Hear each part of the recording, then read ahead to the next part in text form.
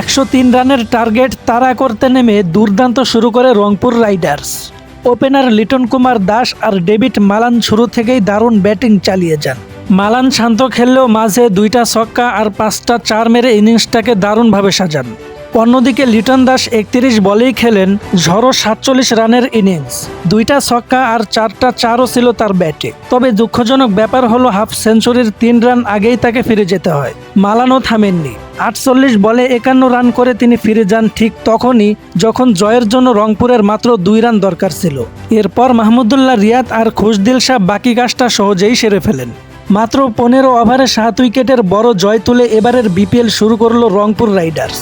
অন্যদিকে Chittagong Royals bat হাতে একেবারেই ব্যর্থ। নির্ধারিত 20 ওভারও খেলতে পারেনি দলটি। মাত্র 102 রানে অল আউট হয়ে যায় তারা। দলের পক্ষে সর্বোচ্চ 20 বলে 39 রান করেন মোহাম্মদ নাঈম শেখ। বল হাতে রংপুরের হয়ে অসাধারণ বোলিং করেন ফাহিম আশরাফ, নেন 5 উইকেট। তার সঙ্গে মুস্তাফিজ দারুণ ছিলেন, পেয়েছেন 2 উইকেট।